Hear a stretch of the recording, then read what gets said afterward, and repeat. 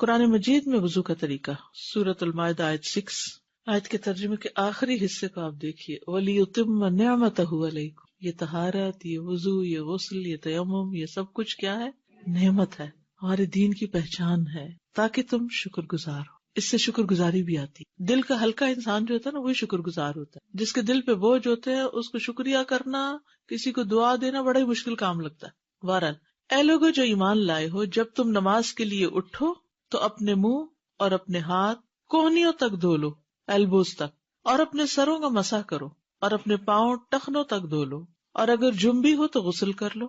صرف وضو سے کام نہیں پھر چلے گا، حیض سے پاک ہو رہے ہو یا جماع سے فارغ تو اس وقت غسل کرو، اور اگر تم بیمار ہو یا کسی سفر پر ہو، یا تم میں سے کوئی قضائے حاجت سے آیا ہو، یا تم نے عورتوں سے مباشرت کی ہو، مباشرت جو جماع کے بغیر ہوتی، پھر کوئی پانی نہ پاؤ، پانی نہیں، اور نماز کا وقت ہو گیا ہے، تو پاک مٹی کا قصد کرو، تیمم کر لو، بس اس سے اپنے چہروں اور ہاتھوں پر مسح کر لو۔ چہروں اور ہاتھوں، پاؤں کا ذکر نہیں، سر کا ذکر نہیں۔ اللہ نہیں چاہتا کہ تم پر کوئی تنگی کرے، لیکن وہ چاہتا کہ تمہیں پاک کرے، اسی لیے پانی نہ ہو تو مٹی استعمال کرو، وضو نہ کر سکو تو تیمم کرو، اور تاکہ وہ اپنی نعمت تم پر پوری کرے، تاکہ تم شکر گزار بنو، تاکہ تم شکر ادا کرو۔ اور یہ حقیقت ہے کہ جب انسان ان اصولوں پر عمل کرتا ہے تو پھر بار بار زبان سے الحمدللہ نکل اور دل میں بھی شکر گزاری آتی، اور یہی چیز انسان کے دل کے سکون اور راحت کا باعث بن جاتی، زندگی سے غم اور دکھ اور کمی اور پریشانیاں جو ہے وہ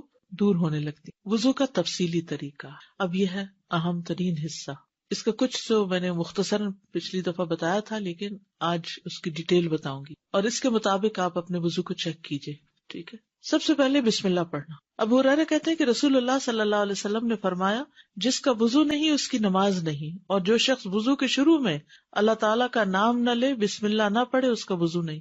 یعنی دل میں نیت ہوگی اور بسم اللہ زبان سے جو پڑھی جائے گی، اس سے وضو کا آغاز ہوگا۔ لیکن مشکل یہ ہو گئی ہے کہ ہمارے وضو کے مقامات غسل خانے کے اندر ہوتے ہیں، واش روم میں، ایک ہی کمرے میں ٹوائلٹ بھی، ایک ہی کمرے باتھ ٹب بھی وہیں، سنک سب کچھ وہیں، بلکہ وارڈ روم وہیں، بیڈ روم چھوٹا ہوتا ہے اور واش روم بڑا، میک اپ اور کلر کرنا، ہر چیز کا اسٹیشن ایک ہی جگہ ہے۔ جی بک شیلف، یہ سب دیکھ کے تو مجھے کبھی سمجھ نہیں آتی کہ انسان کی عقل کو کیا ہو گیا۔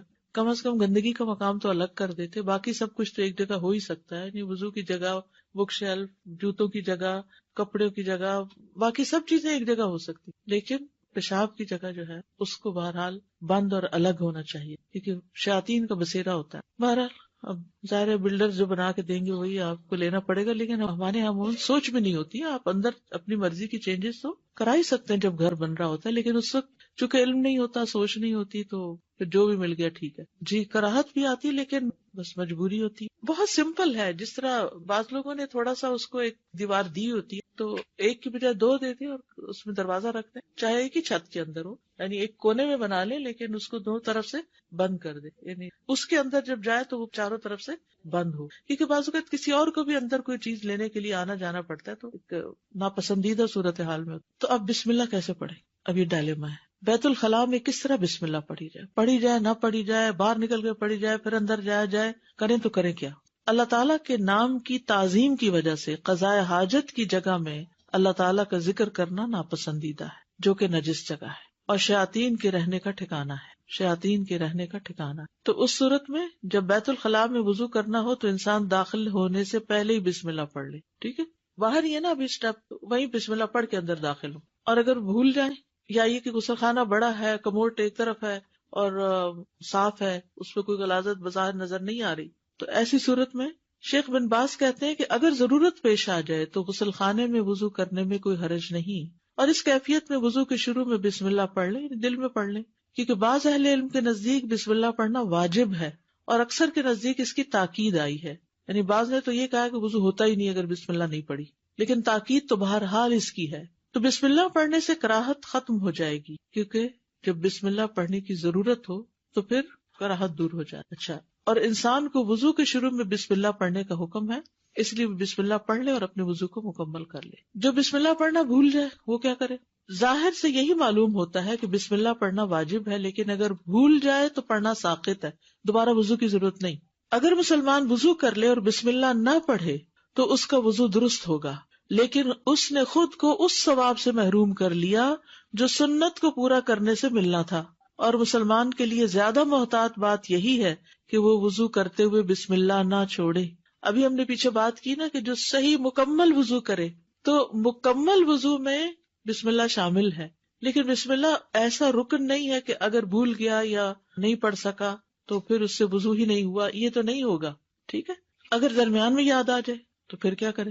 یعنی بعض اوقات آدھا وضو ہو گیا، اب بسم اللہ یاد آ گئی، اوہ بسم اللہ نہیں پڑھی، اب کیا کرے؟ پڑھ لے۔ شیخ ابن باز کہتے ہیں اگرچہ وہ غسل خانے میں بھی ہو تو ان حدیث پر عمل کرتے ہوئے بسم اللہ پڑھ لے۔ اگر غسل خانے سے باہر نکل کر وضو کرنا ممکن ہو تو ایسا ہی کرے، کچن میں کر لے، اور پھر اس میں کوئی رکاوٹ نہیں ہے کہ وہ وضو کرتے ہوئے بسم اللہ پڑھ لے، یعنی بیچ میں بھی پڑھ سکتا ہے۔ اور اگر وہ غسل خانے میں ہو اور اللہ کا ذکر کر لے تو یہ حرام نہیں ہے، لیکن بعض اہل علم کے نزدیک مکروہ ہے ایسا کرنا، کیونکہ اللہ کے نام کی عظمت کے خلاف ہے کہ گندی جگہ پر اس کا نام لیا جائے۔ لیکن اگر ضرورت پیش آ جائے تو مکروہ ہونا ختم ہو جائے گا، جیسے کہ وضو کی ابتدا میں بسم اللہ پڑھ۔ اگر کوئی بسم اللہ پڑھنا ہی بھول جائے یا اسے مسئلے کا علم ہی نہ ہو تو اس میں کوئی حرج نہیں، اس کا وضو صحیح ہوگا، لیکن جان بوجھ کے ایسا نہیں کرنا چاہیے کہ ضرورت نہیں ہے، کیا فرق پڑتا ہے، یہ نہیں ہونا چاہیے۔ بلکہ غسل خانے میں ہونے کے باوجود بھی وضو کے شروع میں بسم اللہ پڑھ لینی چاہیے، کیونکہ بسم اللہ کی بہت شدید ضرورت ہے۔ تو اب آپ دیکھیے کہ وضو میں سب سے پہلا کام کیا ہے؟ بسم اللہ۔ کب پڑھتے ہیں یہ بسم اللہ؟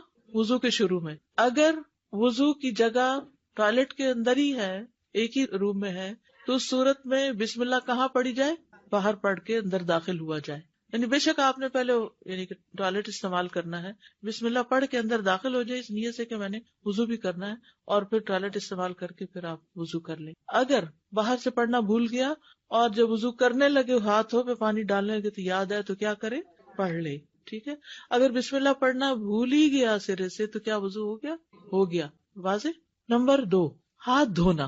ہاتھ دھونا، مقدام بن مادی کرب کندی رضی اللہ عنہ کہتے ہیں کہ رسول اللہ صلی اللہ علیہ وسلم کے پاس وضو کا پانی لایا گیا۔ کیا لایا گیا؟ وضو لایا گیا۔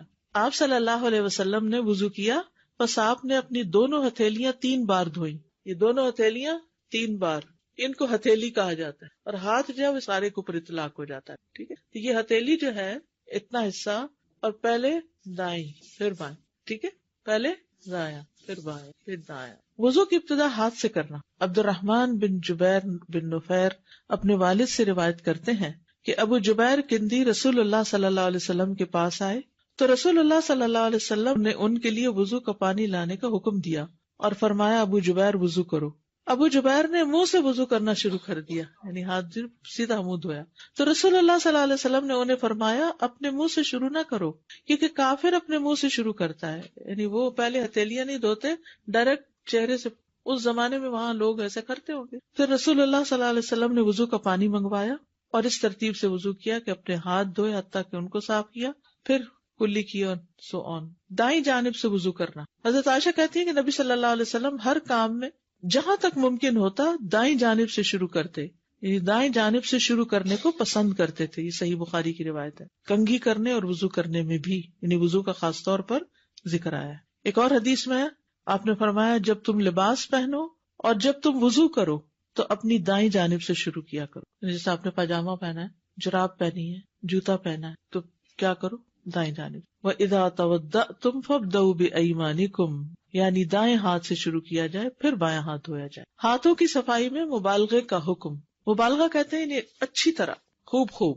عبداللہ بن مسعود کہتے ہیں کہ رسول اللہ صلی اللہ علیہ وسلم نے فرمایا تم طہارت والے پانی کے ساتھ انگلیوں کو مبالغے کے ساتھ دھو گے ورنہ آگ انہیں خوب جلائے گی۔ یعنی انگلیوں کو اچھی طرح دھویا جائے، یعنی اچھی طرح ان کے اندر کے حصے بھی دھوئے جائیں تاکہ کوئی چیز اندر جمی ہوئی نہ رہ جائے۔ اور اب آپ دیکھیں کہ ہاسپٹلز وغیرہ میں جو ہاتھ صاف کرنے یا دھونے کا طریقہ لکھا ہوتا ہے خصوصاً ڈاکٹر اور نرسز کے لیے، تو اس میں انگلیوں کے جو بیچ کے یہ جو درمیان کے حصے ہیں ان کو خاص طور پر دھونے کا طریقہ بتایا گیا کہ ان میں سے کوئی چیز بھی چھوٹے نہ، ٹھیک ہے۔ غسل البراجم کہتے ہیں اس کو، انگلیوں کے پور اور جوڑ دھونا۔ حضرت عائشہ کہتی ہے کہ رسول اللہ صلی اللہ علیہ وسلم نے فرمایا 10 چیزیں فطرت ہیں، مونچھیں کتروانا، داڑھی بڑھانا، مسواک کرنا، ناک میں پانی ڈالنا، ناخنوں کا کاٹنا، جوڑ دھونا، بغل کے بال اکھیڑنا، زیر ناف بال صاف کرنا ریزر وغیرہ سے، پانی سے استنجا کرنا۔ براجم جو ہے یہ برجمہ کی جمع ہے، یہ انگلیوں کے پوروں میں گریں ہوتی ہیں جن میں میل جمع ہو جاتی. یہ انگلیوں کے جوڑ ہوتے ہیں جو انگلیوں کے جڑوں کے درمیان ہوتے ہیں. ٹھیک ہے، یعنی دونوں چیزیں اس میں شامل ہیں. یہ جوڑ ہے نا انگلی کا، اس کا پچھلا حصہ، اس کے اندر بھی کچھ پھنسا ہو سکتا ہے. آپ اپنے خواتین خصوصاً ینگ صاف ستھرے ہاتھوں کو مت دیکھیں. وہ جو مزدور کام کرتے ہیں اور جو لوگ ہینڈی مین ہوتے ہیں اور خصوصاً ہیوی ہاتھ ہوتے ہیں جن کے، اور ان کے بھاری بھاری ہاتھوں میں یہ بڑی بڑی جھریاں ہوتی ہیں اور ان کے اندر بھی کچھ نہ کچھ جمع ہو جاتا ہے. تو یعنی ہمارا دین تو سب کے لیے ہے نا. اگر آپ کے لیے مجھے تو ضرورت نہیں محسوس ہوتی، میں تو ٹھیک ہے صاف ہے، تو کچھ نظر نہیں آ رہا، تو بعض اوقات آٹا لگ جاتا ہے، آٹا تو ناخنوں پر بھی لگ جاتا ہے. تو کوئی بھی چیز لگی ہو تو اس کو خوب مل کے دھونا چاہیے. انگوٹھی کی جگہ دھونا، یعنی انگوٹھی کو بھی گھما لیں. ابن سیرین وضو کرتے وقت انگوٹھی کی جگہ بھی دھویا کرتے تھے. ٹھیک، اب یہ ہو گیا دوسرا حصہ، ہاتھ دھونا. کیسے دھوئیں گے؟ کتنی بار دھوئیں گے؟ 3 دفعہ. کون سا ہاتھ پہلے دھوئیں گے؟ دائیں جانب، پھر بایاں. کتنی دفعہ دھوئیں گے؟ 3 بار. اور پھر اس میں خاص احتیاط کریں گے، پوروں کی، جوڑوں کی، انگلیوں کے بیچ کے حصوں کی خوب مل کے دھوئیں گے تاکہ کوئی حصہ بھی ناخنوں کے آس پاس، کوئی آٹا، کوئی نیل پالش، کوئی چیز باقی نہ رہے. ٹھیک ہے، اوکے. جی استاذہ، یہ بسم اللہ کا پوچھنا تھا کہ بسم اللہ الرحمن الرحیم پورا پڑھنا ہے یا صرف بسم اللہ کہنا ہے؟ جی اچھا سوال ہے.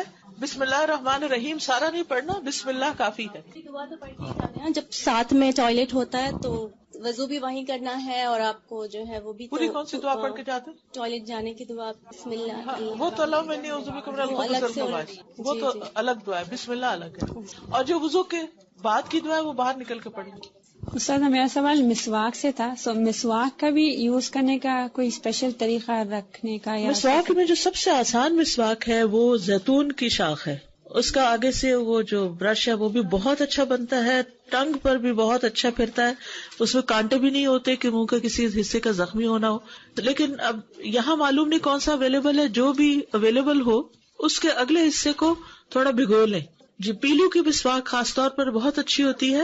اگلے حصہ اس کا رات بھر بھگو دیں اور صبح اگر تھوڑا چبا کے اس کا برش پھر بنا لیں تو اس سے بہت فائدہ ہوتا ہے. اسپیشلی استاد اس کے کئی مسائل بھی تھے رکھنے کا طریقہ. کوئی بھی یہ سب تکلفات ہیں، کوئی مسائل نہیں ہے، نہ اس کے سائز کا کوئی ہمیں بتایا گیا ہے. اب آپ دیکھیں نا، اگر کہتے ہیں ایک بالش مسواک ہو تو جو چھوٹا ہو جائے تو کیا پھینکتے جاؤ؟ اگر اتنا مہنگا ملے اور یہ ملے بھی نہ. استاذہ جیسے باتھ روم میں ہم داخل ہوتے ہیں تو یہاں پر تو ڈبلیو سے زیادہ تر سٹنگ کا موڈ ہے، تو کیا اس کا ڈھکن بند کرنے سے بھی تھوڑا فاقہ ہوتا ہے؟ جی فائدہ ہوتا ہے، لیکن بعض اوقات یہ ہے کہ گھر میں صرف ہم نہیں ہوتے اور لوگ بھی ہوتے ہیں تو وہ کھلا بھی رہ سکتا ہے. استاذہ ٹوتھ برش جو ہے وہ کس حد تک اس کا مطلب نعم البدل ہے مسواک کا؟ اعلیٰ درجہ تو مسواک ہی کا ہے، نمبر 2 درجہ پھر ٹوتھ برش کا ہوتا ہے. اگر ٹوتھ برش کیا اور وضو کر لیا تو ہاں فائدہ تو ہوگا انشاءاللہ. تو نہ ہونے سے بہتر ہے. ہاں جی، میں بعض دفعہ ایسے بھی کرتی ہوں کہ ٹوتھ برش کر کے مسواک پھر ہلکی سی مار دیتی ہوں منہ میں تاکہ سنت پوری ہو جائے. ٹھیک ہے. نیل پالش سے ناخن خشک رہ جاتے ہیں کیونکہ وہ اس پر لیئر بنا دیتی ہے. ویسے بھی لانگ ٹرم نیل پالش لگانا جو ہے نا صحت کے لیے بھی اچھا نہیں، کیونکہ ہمارے ناخن بھی سانس لیتے ہیں اور ان کا ہم سانس بند کر دیتے ہیں پینٹ کر کے ان کو. جی وضو نہیں ہوتا، بس مہینے میں 4-5 دن لگا لے. کلی کرنا اور ناک میں پانی ڈالنا. رسول اللہ صلی اللہ علیہ وسلم نے فرمایا کلی کرنا اور ناک میں پانی چڑھانا فطرت سے تعلق رکھتا ہے. یہ 2 عربی کے لفظ بھی یاد کر لیجئے، المضمضہ والاستنشاق، اور ایک استنثار بھی ہوتا ہے. یہ لکھا ہوا سامنے، مضمضہ والاستنشاق اور استنثار. ٹھیک ہے. مضمضہ کہتے ہیں کلی کرنے کو، منہ میں پانی ڈال کے اس کو باہر نکالنا. استنشاق ہوتا ہے ناک میں پانی چڑھانا، بس وہ پھر ساتھ ہی نکل آتا ہے. لیکن استنثار ہوتا ہے پانی چڑھا کے اس کو جھاڑنا بھی، ناک جھاڑنا. ٹھیک ہے. ایک ہی چلو سے دونوں کام، پانی خود ہی کم لگے گا. ایک دفعہ پانی لیا، اسی سے کلی کی اور اسی سے ناک میں پانی چڑھا دیا، پھر دوسری دفعہ پانی لیا، اسی سے کلی، اسی سے ناک میں پانی، تیسری دفعہ پانی. ٹھیک ہے. 3 دفعہ پانی لیا جائے گا، لیکن کلی اور ناک میں دونوں میں کٹھا ہی ایک ہی چلو سے ہو جائے گا. عبداللہ بن زید رضی اللہ عنہ سے روایت ہے، انہوں نے برتن سے اپنے دونوں ہاتھوں پہ پانی انڈیلا اور ان کو دھویا، پھر دھویا، یا یوں کہا کہ ایک ہی چلو سے کلی کی اور ناک میں پانی ڈالا. 3 بار ایسا کیا. عبد خیر کہتے ہیں میں نے علی رضی اللہ عنہ کو دیکھا کہ ایک کرسی لائی گئی، آپ اس پر بیٹھے، پھر پانی کا ایک کوزہ لایا گیا، آپ نے اپنا ہاتھ 3 بار دھویا، پھر کلی کے ساتھ ہی ناک میں بھی پانی چڑھایا، دونوں ایک چلو کے ساتھ. یہ ہے ایک طریقہ، اور اس میں جو اسناد ہیں وہ زیادہ مضبوط ہیں اور بہتر طریقہ یہ ہے. دوسرا طریقہ، دونوں کاموں کے لیے علیحدہ علیحدہ پانی لینا، پہلے 3 دفعہ کلی کرنا، پھر 3 دفعہ ناک میں پانی ڈالنا.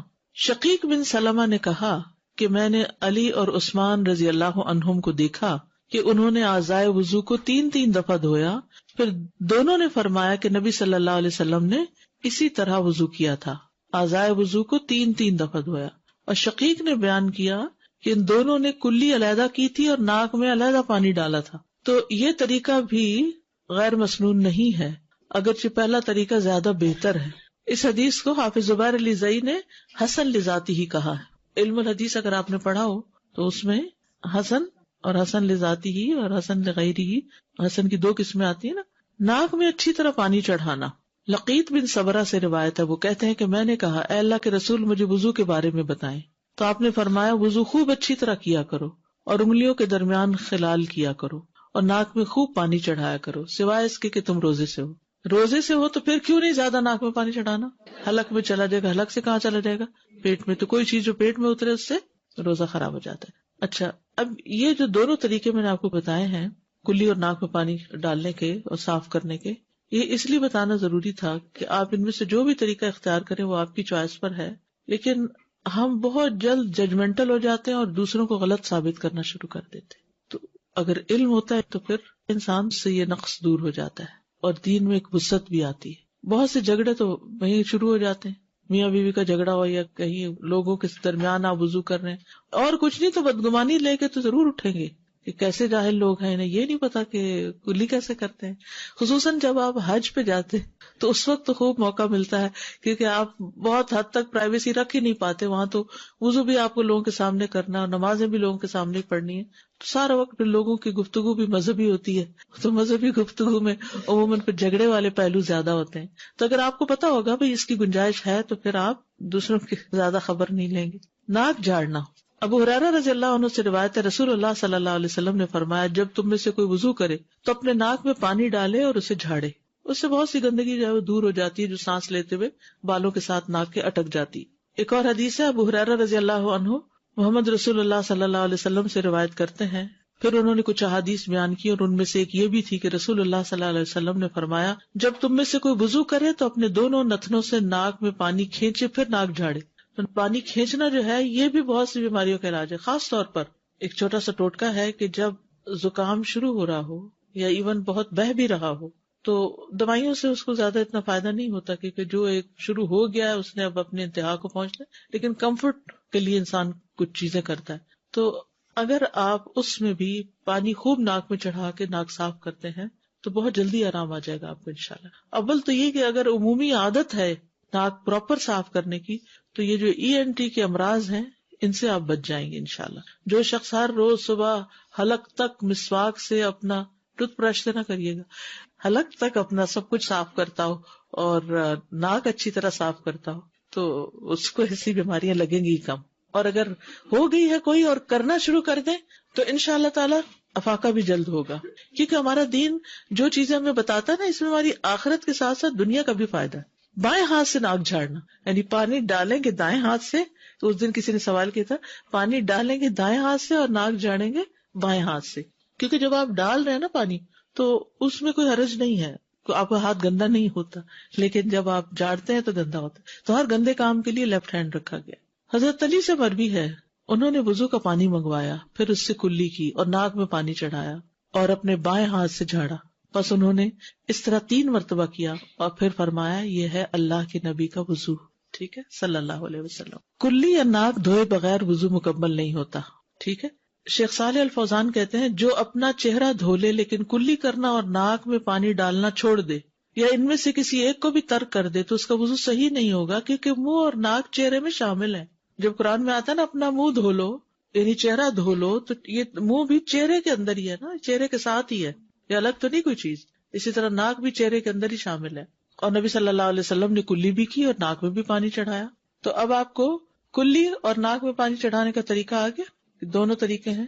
افضل طریقہ ایک ہی چلو سے ہے، لیکن اگر آپ کو بچپن سے عادت پڑی ہوئی تو 60 سال کی عمر میں شاید عادت تبدیل کرنا مشکل ہو، مگر کچھ لوگ واقعی محنت کرتے ہیں اور وہ کرتے کرتے کرتے کامیاب ہو جاتے ہیں، کیونکہ پرانی عادتوں کو بدلنا ایک بڑا مشکل کام ہوتا ہے. ہم عادت کے غلام ہوتے ہیں، ہم سوچتے تھوڑی ہیں، ہم وہ اچانک کرنا شروع ہو جاتے ہیں. اور روٹین میں وضو چکے دن میں 5 دفعہ کرنا ہوتا ہے، اتنا مشینی وضو ہے ہمارا کہ اس میں ہم ذرا بھی سوچتے نہیں ہیں، یہ ٹھہرتے نہیں ہیں، بس جلدی جلدی کر کے باہر آ جاتے ہیں. تو ایسی صورت میں انسان اگر عادت ڈالے تو انشاءاللہ یہ افضل وضو ہے دوسرے سے. چوتھی چیز ہے چہرہ دھونا. یا ایھا الذین آمنوا اذا قمتم الی الصلاۃ فاغسلوا وجوہکم، اے لوگوں جو ایمان لائے ہو، جب تم نماز کے لیے اٹھو تو اپنے منہ دھو لو، یعنی چہرہ. اب یہ چہرہ کہاں سے کہاں تک ہے؟ یہ جہاں سے آپ کے بال شروع ہو رہے ہیں نا، یہ پورا ماتھا چہرے میں شامل ہے. یہ جہاں تک آپ کے بال آ رہے ہیں، یہ سب یعنی ساری خالی جگہ چہرے میں شامل.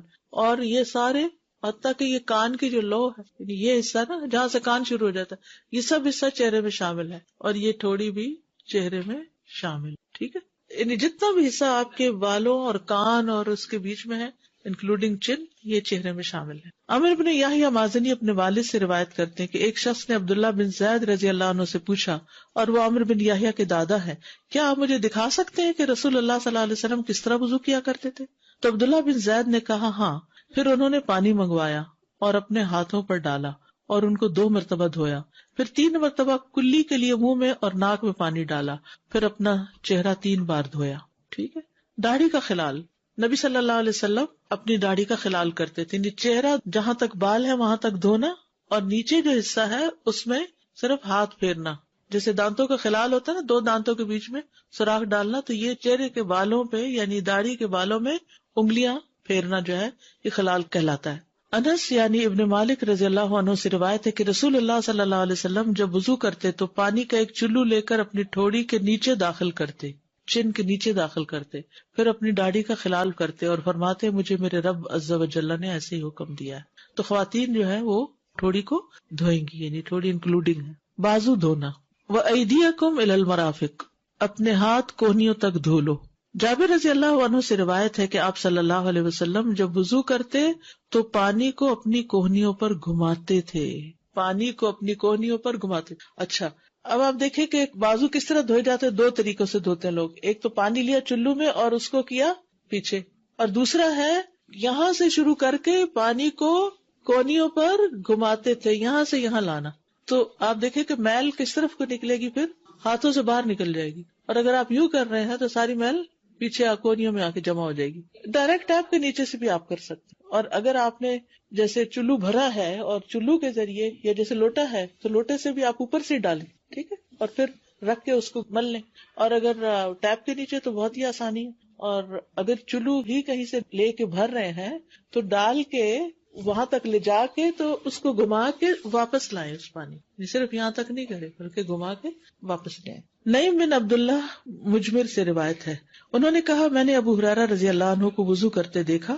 انہوں نے اپنا چہرہ دھویا اور اچھی طرح وضو کیا، پھر اپنا دایاں بازو دھویا حتیٰ کہ اوپر بازو کی ابتدا تک پہنچے. اوپر بازو کی ابتدا، ٹھیک ہے. پھر بایاں بازو دھویا حتیٰ کہ اوپر بازو کی ابتدا تک پہنچے. یہ اوپر ہے نا، یہ اوپر ہے، یہ نچلا حصہ ہے، یہ اوپر. بازو دھونے میں مبالغہ. نعیم بن عبداللہ سے روایت ہے، انہوں نے ابو ہریرہ رضی اللہ عنہ کو وضو کرتے ہوئے دیکھا. انہوں نے اپنا چہرہ اور اپنے بازو دھوئے یہاں تک کہ کندھوں کے قریب پہنچ گئے. یہ مبالغہ ہے، ٹھیک ہے، اوپر تک، کندھوں تک، یہاں تک. یعنی ہر وقت یہ دھونا نہیں، لیکن اگر کبھی آپ کو موقع ہو تو آپ دھو لیں. پھر انہوں نے اپنے پاؤں دھوئے یہاں تک کہ اوپر پنڈلیوں تک لے گئے. پھر کہا میں نے رسول اللہ صلی اللہ علیہ وسلم کو فرماتے ہوئے سنا ہے، میری امت کے لوگ قیامت کے دن وضو کے اثر سے روشن چہروں اور سفید چمکدار ہاتھ پاؤں کے ساتھ آئیں گے. لہٰذا تم میں سے جو اپنی روشنی کو آگے تک بڑھا سکتا تو بڑھا لے. یعنی یہاں تک تو فرض ہے نا، کونیاں انکلوڈیڈ ہے، کونی خشک نہیں ہونی چاہیے. بعضوں کا سردیوں میں اسکن ڈرائی ہو جاتی ہے تو کونیاں جو ہیں اگر ان کو پراپر گھما کے مل کے نہ دھویا جائے تو وہ خشک رہ جاتی ہیں، ٹھیک ہے. تو اگر کوئی اس سے ذرا اوپر تک دھونا چاہے تو اوپر بھی دھو سکتا. مگر ہمارے ہاں تو لوگوں نے شرٹس کی آستینیں اتنی ٹائٹ رکھی ہوئی ہیں کہ کئی لوگ اس پہ مسح بھی کرنا چاہتے ہیں. کہتے ہیں جرابوں پہ مسح کی اجازت ہے تو اس پہ بھی کر لیتے ہیں. نہیں، جس نے بازو نہیں دھوئے کونیوں تک اس کا وضو نہیں ہوا. یعنی آپ بازو دھوئیں گے کونیوں تک اور کونیوں والے حصے پر پانی گھما کے مل کے اس کو دھوئیں گے پانی نیچے لائیں گے، چاہے آپ نیچے سے اوپر پانی لے جا رہے ہیں تب بھی ایسے کیجئے، چاہے آپ ڈائریکٹ اوپر سے ڈال رہے ہیں، ٹھیک ہے، لیکن پانی کو نیچے کی طرف لے آئیے، دھو لی۔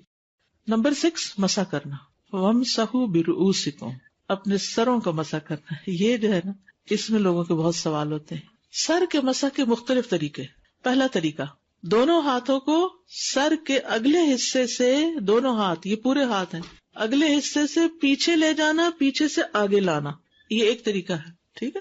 صحیح بخاری کی روایت ہے، عامر بن یحییٰ المازنی اپنے باپ سے روایت کرتے ہیں کہ ایک آدمی نے عبداللہ بن زید سے پوچھا، کیا آپ مجھے دکھا سکتے ہیں کہ رسول اللہ صلی اللہ علیہ وسلم نے کس طرح وضو کیا ہے؟ عبداللہ بن زید نے کہا ہاں، تو انہوں نے وضو کا پانی منگوایا، تو جب سر کا مسح کرنے لگے تو اپنے دونوں ہاتھوں سے سر کا مسح کیا، اس طور پر کہ اپنے ہاتھ پہلے پیچھے لائے پھر آگے لے گئے۔ مسح سر کے ابتدائی حصے سے شروع کیا، پیچھے سے نہیں شروع کیا، آگے سے شروع کیا، پھر دونوں ہاتھ گدی تک، گدی کہتے ہیں گردن کا جو اوپر والا حصہ ہوتا ہے، گدی تک لے جا کر وہیں سے واپس لائے جہاں سے مسح شروع کیا تھا، پھر پیر دھوئے، ٹھیک ہے۔ مقدام بن مادی کرب سے روایت ہے، وہ بیان کرتے ہیں کہ میں نے رسول اللہ صلی اللہ علیہ وسلم کو وضو کرتے ہوئے دیکھا، جب آپ سر کے مسح پر پہنچے تو آپ نے اپنی دونوں ہتھیلیاں سر کے شروع میں رکھی، سر کے شروع میں رکھی، انہیں گدی تک سر پر پھیرا، پھر انہیں وہیں سے واپس لے آئے جہاں سے شروع کیا تھا۔ یہ ایک طریقہ ہے۔ دوسرا طریقہ، سر کے اگلے حصے سے شروع کرتے ہوئے بالوں کی سمت میں سارے سر کا مسح کرنا، اس طرح کے بالوں کی ہیئت تبدیل نہ ہو، یعنی یوں کر کے نیچے تک لے جانا، نہیں ضروری ہے کہ اس طرح لے جانا، بلکہ اگر آپ نے رائٹ لیفٹ کیا ہو نا، یعنی یہاں رکھ کے سارا، لیکن سارا سر کور ضرور ہو، ٹھیک ہے، اوکے۔ ربیہ بنت معوذ کہتی ہیں رسول اللہ صلی اللہ علیہ وسلم نے ان کے ہاں وضو کیا تو پورے سر کا مسح کیا، اوپر سے سر کا مسح شروع کرتے، اوپر سے، ٹھیک ہے، اوپر سے ہر جانب سے بالوں کی لٹوں کے رخ پر ہاتھ پھیرتے، کیونکہ آپ کے بال لمبے تھے، یعنی یہاں سے شروع کرتے اور ہر جانب بالوں کی لٹوں کے رخ پر لے کے جاتے، اوپر سے نیچے، اور آپ بالوں کو ان کی ہیئت سے حرکت نہ دیتے تھے، یعنی کوئی ایسے ایسے کر کے نہیں کرتے تھے یا کوئی ان کو الٹا نہیں کرتے تھے، بلکہ بس سیدھا سیدھا کرتے تھے، ٹھیک۔ اب اس میں مزید دیکھیے گا، یہ بہت مزے کی حدیث ہے، اس میں ایک اور حکم بھی پتہ چلتا ہے۔ ابو عبداللہ سالم سبلان حضرت عائشہ سے روایت کرتے ہیں، اور عائشہ رضی اللہ عنہا ان کی امانت داری سے بہت خوش تھی اور ان سے اجرت پر کام کروایا کرتی تھی۔ وہ کہتے ہیں کہ مجھے عائشہ رضی اللہ عنہا نے دکھایا کہ اللہ کے رسول صلی اللہ علیہ وسلم کیسے وضو فرمایا کرتے تھے۔ انہوں نے 3 دفعہ کلی کی اور ناک جھاڑا اور اپنا چہرہ 3 دفعہ دھویا، پھر اپنا دایاں ہاتھ اور بایاں ہاتھ یعنی بازو 3 دفعہ دھوئے، پھر عائشہ رضی اللہ عنہا نے اپنا ہاتھ سر کے اگلے حصے پر ماتھے کی طرف رکھا اور پیچھے تک پورے سر کا 1 دفعہ مسح کیا، بس۔ پھر انہوں نے اپنے ہاتھ اپنے کانوں پر پھیرے اور ساروں پر پھیرے، پیچھے سے واپس نہیں لائیں، کیونکہ ہم لوگوں کو صرف ایک طریقہ بتاتے ہیں، پھر وہ ہر ایک سے پوچھتے پھرتے کیسے کریں، بال خراب ہوتے ہیں، صرف پیچھے لے گئی۔ اچھا، سالم کہتے ہیں جب میں مکاتب تھا تو آپ کے پاس آیا کرتا تھا، وہ مجھ سے پردہ نہیں کرتی تھی بلکہ میرے سامنے بیٹھ کر مجھ سے باتیں کیا کرتی تھی، حتیٰ کہ میں ایک دن ان کے پاس آیا اور میں نے کہا اے ام المومنین میرے لیے برکت کی دعا فرمائیے۔ وہ کہنے لگی کیا بات ہے؟ میں نے کہا اللہ نے مجھے آزاد فرما دیا ہے۔ وہ کہنے لگی اللہ تمہارے لیے برکت فرمائے۔ اس کے بعد میرے سامنے پردہ لٹکا لیا اور اس دن کے بعد میں نے انہیں نہیں دیکھا۔ تو غلام سے پردہ نہیں ہوتا نا، تو غلام جب آزاد ہو گیا تو پھر پردہ ہو گیا۔ تو اس طرح حضرت عائشہ نے بہت لوگوں کو سکھایا، کسی کو دودھ پلوایا اور محرم بنایا، یعنی امت کو تعلیم دی۔ تو اپنے بچوں کو بھی آپ وضو کر کے دکھا، یعنی کہ واش روم میں جب منہ اس طرف ہوتا ہے تو کیا دیکھیں کیا کر رہے ہیں کیا نہیں، تو آپ بیٹھ کے آرام سے جب ریلیکس موڈ میں ہو تو ان سے کہ اچھا کر کے دکھاؤ مجھے، تو کروائیں ان سے، اور پھر ساتھ ساتھ خود کر کے دکھائیں ان کو۔ تیسرا طریقہ، دونوں ہاتھوں کو سر کے پچھلے حصے سے آگے لانا اور آگے سے پیچھے لانا، یعنی شروع کہاں سے کرنا؟ پیچھے سے آگے اور آگے سے پیچھے۔ دیکھیے جب علم کی وسعت ہوتی ہے نا تو دلوں میں بھی وسعت ہوتی ہے، اور لوگ جب ورائٹی آف ویز کے ساتھ کوئی کام کرتے تو آپ ان کو برا بھلا نہیں سمجھتے، ورنہ دل میں ایک بدگمانی اور ایک اپنے علم کی وہ جو ہوتی ہے نا تکبر سا کہ مجھے بہت پتا ہے، اور دوسروں سے بیکار کے جھگڑے، یہ پھر نہیں ہوتے۔ یعنی اگر نہ علم ہو تو پھر ہوتے ہیں، اگر علم ہوتا ہے تو انسان کہتا ہے اس کی رخصت ہے۔ عبداللہ بن زید روایت کرتے ہیں کہ رسول اللہ صلی اللہ علیہ وسلم ہمارے گھر تشریف لائے، ہم نے آپ کے لیے تانبے کے برتن میں پانی نکالا اس سے آپ نے وضو کیا، 3 بار چہرہ دھویا، 2 بار ہاتھ دھوئے اور سر کا مسح کیا، یعنی بازو 2 بار دھوئے. اس طرح کہ پہلے آگے کی طرف ہاتھ لائے، پھر پیچھے کی جانب لے گئے اور پیر دھوئے. ٹھیک ہے. آپ نے یہ مختلف کیوں طریقے کیے؟ کیونکہ بعض اوقات یہ بھی ہوتا ہے کہ اگلے حصے میں کوئی ایسی تکلیف ہو سکتی ہے یا کوئی ضرورت یا کوئی وجہ ہو سکتی ہے کہ جس سے انسان کو پیچھے سے شروع کرنا پڑے، تو اجازت ہے، رخصت ہے. کچھ لوگوں کے بال ہوتے ہی نہیں، کچھ لوگوں کے بال بہت چھوٹے چھوٹے ہوتے ہیں، کچھ لوگوں کے بال لمبے ہوتے ہیں، کچھ کی چٹیاں ہوتی ہیں، کچھ نے کئی ڈالر دے کے بال بنوائے ہوتے، گنجائشیں موجود ہیں. ٹھیک ہے. پھر ہے کان صاف کرنا. یہ تو تھا سر کے بالوں کی بات، اب کانوں کی بات ہے. ربیہ کہتی ہیں نبی صلی اللہ علیہ وسلم نے وضو کیا تو اپنی دونوں انگلیاں اپنے کانوں کے سوراخ میں ڈالی، یعنی جب سر کا مسح کر لیا تو پھر دونوں یہ شہادت کی انگلیاں جو تھی وہ کانوں کے سوراخ میں ڈالی. کان اور سر کے لیے ایک ہی دفعہ پانی لینا. رسول اللہ صلی اللہ علیہ وسلم نے فرمایا کان سر میں شامل ہے، ناک اور منہ کس میں شامل ہے؟ چہرے میں شامل ہے، اور کان سر میں شامل ہے. ان کا تعلق اس سے. کبھی ہم نے سوچا کہ ہم پورے اوپر والے حصے کو ایک طرح سے صاف کرتے ہیں جب وضو ہوتا ہے، دانت اور ناک اور کان اور آنکھیں اور چہرہ اور بال اور سب. شہادت کی انگلی سے کان کے اندر کا مسح کرنا اور انگوٹھے سے باہر کا. شہادت کی انگلی سے اس سامنے والے حصے میں اس سارے میں کرنا، یہاں سے شروع کر کے یہاں، اور انگوٹھے سے پیچھے والے حصے میں. اس میں اگر اوپر سے نیچے، نیچے سے اوپر لے تو اتنی بڑی بات نہیں. ٹھیک ہے. ایز لانگ ایز آپ کی انگلیاں یہ اندر والے حصے میں جا رہی ہیں، یعنی آسانی سے سہولت سے جہاں تک جاتی. اور پھر یہ جتنے بھی بل ہے نا کان کے، یہ ان سب کے اندر بھی. اچھا، کچھ لوگ آپ نے دیکھا ہوگا کانوں کے اندر میل ان حصوں میں جمی ہوتی کیونکہ کبھی انہوں نے پراپر مسح ہی نہیں کیا ہوتا، بس ایسے کر کے ایسے انگلی پھیر کے باہر سے اس حصے سے. آپ کو ناگوار لگتا ہوگا میں کچھ باتیں کرتی ہوں، لیکن معافی چاہتی ہوں کیونکہ یہ ساری چیزیں ہو رہی ہیں تو ان کا ذکر کرنا ضروری ہے کہ ان چیزوں کی صفائی ضروری ہے. تو بہرحال تو انگلی سے کیا کریں گے آپ؟ دونوں انگلیوں سے اکٹھا ہی کر لیں گے، یعنی کہ ایک دفعہ ایک انگلی سے پھر دائیں ہاتھ کی دوسری نہیں، دونوں کے ساتھ دونوں انگلیوں سے یہاں سے شروع کر لیں، اس جگہ سے کانٹے پہننے کی جگہ سے شروع کر کے پھیرتے جائیں پھیرتے جائیں پھیرتے جائیں پھیرتے جائیں اور اندر تک لے جا کے پھر یہ انگوٹھا جو ہے اس سے پیچھے کا حصے کو کر لیں. انگلیوں سے پچھلا حصہ نہیں پھیرنا، انگوٹھے سے پچھلا حصہ اور شہادت کی انگلی سے اندر کے سارے حصے. ہاں، اگر آپ نے ٹاپس پہنے ہوئے اور وہ آپ کی اسکن کے ساتھ فکسڈ ہیں تو غسل جنابت نہیں ہوگا اگر وہاں پانی نہیں گیا، یہ یاد رکھیے. نوز پن بھی گھما لیجیے. بگننگ آف دا کنال تک جائیں گے، کنال کے اندر تو جاتی بھی ہو تو نہیں لے جائیں کیونکہ کان کا پردہ نہ متاثر ہو، یعنی سہولت سے جہاں تک آپ کی اس کنال تک جاتی ہے جائے. عمر بن شعیب اپنے والد سے روایت کرتے ہیں اور وہ دادا سے. ایک شخص نبی صلی اللہ علیہ وسلم کی خدمت میں آیا اور کہنے لگا، اے اللہ کے رسول، وضو کیسے کیا جاتا ہے؟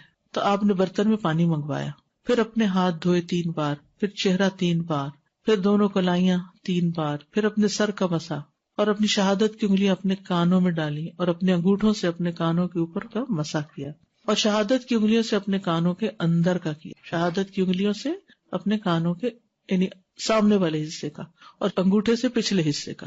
نمبر 8، پاؤں دھونا. وَأَرْجُلَكُمْ إِلَى الْكَعْبَيْنِ، اور اپنے پاؤں ٹخنوں تک دھو لو. پہلے دایاں پاؤں دھونا، پھر بایاں پاؤں دھونا.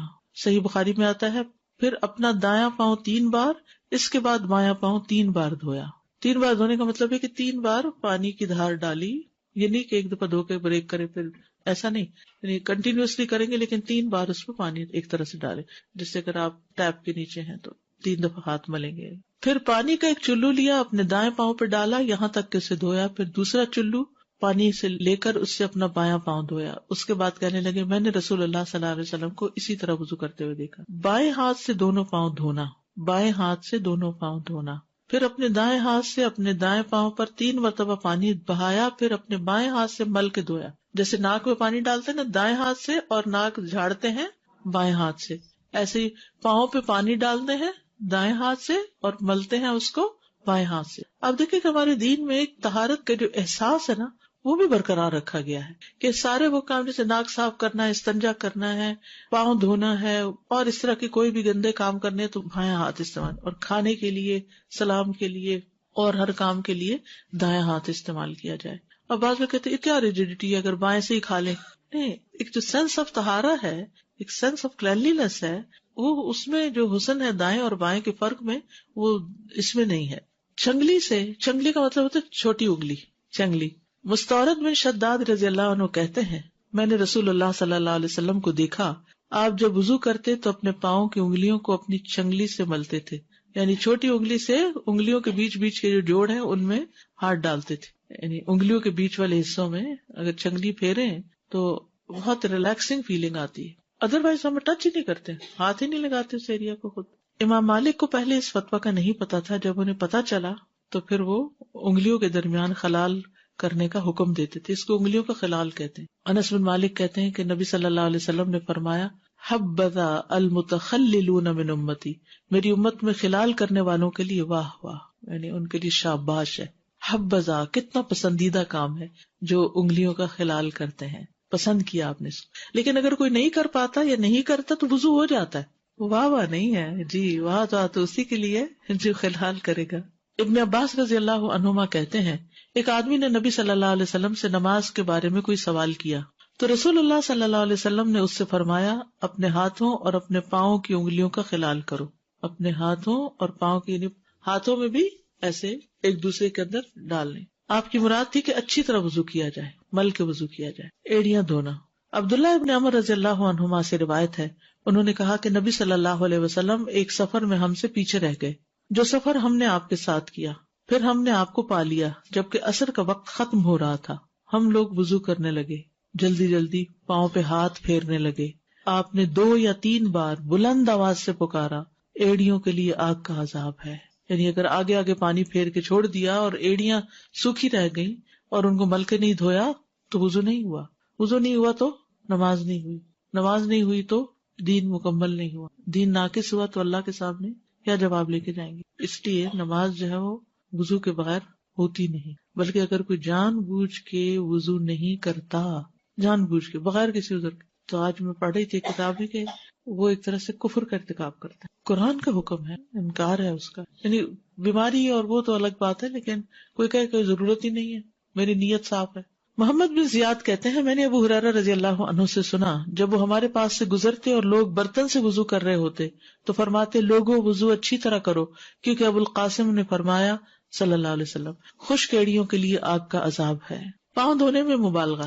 نعیم بن عبداللہ مجمر سے روایت ہے، انہوں نے کہا میں نے ابو ہریرہ کو وضو کرتے ہوئے دیکھا. انہوں نے اپنا چہرہ دھویا اور اچھی طرح وضو کیا، پھر اپنا دایاں بازو دھویا حتیٰ کہ اوپر بازو کی ابتدا تک پہنچے، پھر بایاں بازو دھویا یہاں تک کہ اوپر بازو کی ابتدا تک پہنچے، پھر اس نے سر کا مسح کیا، پھر اپنا دایاں پاؤں دھویا حتیٰ کہ اوپر پنڈلی کی ابتدا تک پہنچے. ٹھیک ہے، یعنی اوپر تک، گھٹنوں کے نیچے نیچے تک. پھر اپنا بایاں پاؤں دھویا تک کہ اوپر پنڈلی کی ابتدا تک پہنچے. پھر کہا میں نے رسول اللہ صلی اللہ علیہ وسلم کو اسی طرح وضو کرتے دیکھا ہے، اور کہا کہ رسول اللہ صلی اللہ علیہ وسلم نے فرمایا قیامت کے دن اچھی طرح وضو کرنے کی وجہ سے تم لوگ ہی روشن چہروں اور سفید چمکدار ہاتھ پاؤں والے ہوگے.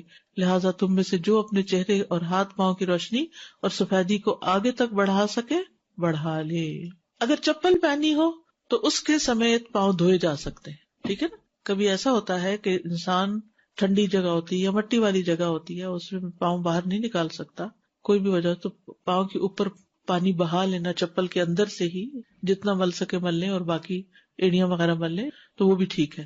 عبید اللہ بن جریج سے روایت ہے کہ انہوں نے عبداللہ ابن عمر سے کہا اے ابو عبد الرحمن، میں نے آپ کو 4 ایسے کام کرتے ہوئے دیکھا جو آپ کے ساتھیوں کو کرتے ہوئے نہیں دیکھا. یہ عبداللہ بن عمر کی کنیت تھی ابو عبد الرحمن. ان میں سے ایک یہ ہے کہ میں نے آپ کو سبتی جوتے پہنے ہوئے دیکھا.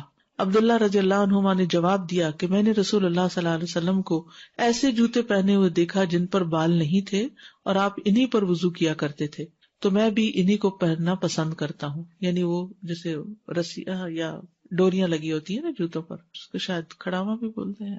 بہرحال چپل، ایک کینچی چپل ہوتی ہے اور ویسے بھی جیسے عام چپلیں ہوتی ہیں، تو اس میں اگر اوپر بہت کورڈ نہیں ہے، ایک چپل تو ہوتی ہے جیسے پورا پاؤں کورڈ ہو جاتا ہے، آگے فرنٹ کورڈ ہوتی ہے، وہ نہیں جس میں سے پاؤں نظر آ رہا ہو اور پانی صحیح پہنچ جائے. پھر اسی طرح ایک اور روایت میں آتا ہے تو انہوں نے وضو کر کے دکھایا اور جب پاؤں دھونے لگے تو پھر اپنے دونوں ہاتھ برتن میں ڈالے اور پانی کا ایک لپ لے کر اپنے پاؤں پہ ڈالا اور اس میں چپل کا سا جوتا تھا، اپنے پاؤں کو اسی پانی کے ساتھ ملا. پھر دوسرے پاؤں کو بھی ایسے ہی کیا. راوی کہتے ہیں میں نے کہا جوتوں سمیت؟ ابن عباس نے کہا جوتوں سمیت. پھر میں نے کہا جوتے پہنے؟ میں نے پھر کہا جوتوں سمیت؟ کہا جوتوں سمیت. یعنی چونکہ وہ ان کو کنفرم تھے، ان کو کانفیڈینس تھا کہ انہوں نے ایسے ہی دیکھا تو انہوں نے کر کے دکھایا. اس سے یہ بھی پتہ چلتا ہے کہ ہمارے دین میں سہولت بھی ہے، رخصت بھی ہے. اب اس میں ایک مسئلہ رہ جاتا ہے وہ ہے بزرگ لوگوں کا وضو کرنا. جو بوڑھے لوگ ہوتے ہیں وہ نیچے بیٹھ کے بھی وضو نہیں کر سکتے, وہ سنک پہ بھی پاؤں نہیں چڑھا سکتے, خاص طور پر اگر گھٹنے ریپلیس ہو گئے ہوں یا ایج بڑی ہو. تو وہ کیا کر سکتے ہیں کہ جیسے واش روم کے اندر ایک چوکی سی رکھ کے پاؤں چوکی پہ رکھ کے جتنا جھک سکتے ہوں اتنا جھک کے پاؤں مل لیں. لیکن کچھ لوگ پھر ایک پاؤں پہ نہیں کھڑے ہو سکتے, یعنی اگر اوپر بھی پاؤں چڑھانا تو ایک ٹانگ پہ نہیں کھڑے ہو سکتے, جب نیچے اگر چوکی پر بھی پاؤں اٹھا کے رکھنا ہو تو وہ بھی نہیں رکھ پاتے. تو پھر یہ ہے کہ یا تو کرسی پہ بیٹھ کے, یا پھر یہ ہے کہ کموڈ ہوتا ہے واش روم کے اندر تو اس پہ بیٹھ کے پاؤں کے اوپر پانی بہا کے پاؤں دھو لے, یا پھر یہ کہ کھڑے کھڑے شاور کے ساتھ پانی جسے زوردار دھار ڈالتے ہیں نا, جس میں ملنے کا کام بھی بیچ میں ہی ہو جاتا ہے, تو اس سے 3 دفعہ وہ آگے پیچھے اچھی طرح شور کر لیں کہ سارا پانی انگلیوں کے اندر بھی پہنچ گیا ہے اور ایڑیاں بھی خشک نہیں. ایڑیوں کو تھوڑا بہت اگر ہاتھ سے نہیں مل سکتے تو زمین سے, یا اگر فٹ سٹول کے اوپر پاؤں رکھے ہوئے ہیں تو اس پہ تھوڑا سا مل لے. تو کوئی نہ کوئی طریقہ اختیار کرے, کیونکہ یہ معذوری ہے تو معذور کے احکام مختلف ہوتے ہیں. ٹھیک ہے. وضو کے بعد پانی خشک کرنا یعنی تولیہ استعمال کر سکتے ہیں یا نہیں. حضرت عائشہ رضی اللہ عنہ سے روایت ہے کہ آپ صلی اللہ علیہ وسلم کے لیے ایک رومال تھا جس سے آپ وضو کے بعد پانی خشک کرتے تھے. نہ کریں تو بہت اچھا ہے, جیسے ہر قطرے کے ساتھ گناہ جڑتے ہیں تو دیر تک جڑتے رہیں گے, اور اگر سردی کا موسم ہے اور برف پڑی ہوئی ہے تو آپ زیادہ دیر گیلے نہیں رہ سکتے, آپ کو فوراً خشک کرنا ہوتا ہے. تو جواز ہے, اجازت ہے, اس میں کوئی گناہ کی بات نہیں ہے, آپ خشک کر سکتے ہیں, جس کی یہ دلیل ہے. وضو کے بعد انگلیوں میں تشبیک نہ کرنا. تشبیک اس کو کہتے ہیں انگلیاں آپس میں ایک دوسرے کے اندر ڈالنا. وضو کرنے کے بعد یہ نہیں کرنا چاہیے, یعنی اس طرح کا کوئی کھیل, یا بعض لوگ انگلیاں چٹکانے لگتے ہیں کہ کچھ, تو یہ کام وضو کے بعد نہیں کرنا چاہیے. اسی طرح جمعے کے خطبے میں بھی نہیں کرنا چاہیے, انگلیوں میں انگلیاں نہیں ڈال کے بیٹھنا چاہیے. ابو ہریرہ رضی اللہ عنہ سے روایت ہے کہ رسول اللہ صلی اللہ علیہ وسلم نے فرمایا, جب تم میں سے کوئی نماز کے لیے وضو کرے تو وہ اپنی انگلیوں کے درمیان تشبیک نہ کرے. استاذہ آج کل بچیاں جو ہے نا وہ حلال نیل پالش کے بیس پہ لگا رہی ہیں کہ یہ اس کی ٹیکنالوجی وہی ہے جو کہ کانٹیکٹ لینس کی ہے, یعنی کہ اس میں اوپن پورز ہیں جس سے بریتھنگ ہوتی ہے نیلز کی. تو یہ مجھے نہیں سمجھ آئی ابھی تک, اور میں انہیں کہتی ہوں میں بلیو نہیں کرتی اس پہ, میں ٹرسٹ نہیں کرتی. دیکھیے اصل حکم جو ہے وہ ناخنوں کا برید کرنا نہیں, اصل حکم سکن کا گیلا کرنا ہے. وہ کہتے ہیں کہ اس سے ناخن گیلے ہوتے ہیں, ان کی جو کیسے گیلے ہوتے ہیں؟ اگر ناخنوں کے اوپر ایک لیئر آئی ہوئی ہے, اگر تو کلر ہے جیسے مہندی کا کلر ہے, اس میں تو ناخن گیلے ہوتے ہیں کیونکہ وہ لیئر نہیں ہوتی. لیکن اگر وہ رنگ اندر نہیں جذب ہوا ہوا اور اسکن کے اوپر ایک لیئر ٹھہری ہوئی ہے پھر نہیں. اگر پانی تھوڑی دیر تک اس کے اوپر رہے تو اندر چلا جاتا ہے. انہوں نے ایکسپائرمنٹ کر کے دکھایا ہے, لیکن ظاہر ہے کہ یہ بچیاں وضو میں اتنی دیر تک نہیں رکھتی ہیں. نہیں, آپ دیکھیے ابھی ہم نے پڑھا کہ اگر کوئی حصہ خشک رہ جائے اور اس دوران باقی وضو خشک ہو جائے تو کیا حکم ہے؟ دوبارہ وضو کرنا ہوگا. اگر کوئی حصہ خشک رہ گیا لیکن ابھی وضو گیلا ہے تو اس جگہ کو گیلا کرنا کافی. تو کچھ دیر تک اگر ہوتا ہے تو آپ سوچیے پھر وہ پتہ نہیں کتنی دیر ہے. تو وضو چونکہ بڑی اہم چیز ہے, اس کے بعد نماز نہیں ہوتی, تو بہت احتیاط کی ضرورت ہے. ایسے ہر کام سے بچنے کی ضرورت ہے جو اس میں خلل ڈالے. جی اساسا کچھ لوگ پوچھتے ہیں specially families that specially when they are travelling اور when they are working place کہ پورا سر کا مسا جو ہے وہ پورا اسکارف ریموو کر کے اور پھر سر کا مسا کریں. تو some people they ask me we don't have enough time to do all these things, تو اس کے لیے کس طرح کا اسکارف ایسا پہنے جس میں مسا آسانی سے ہو جائے.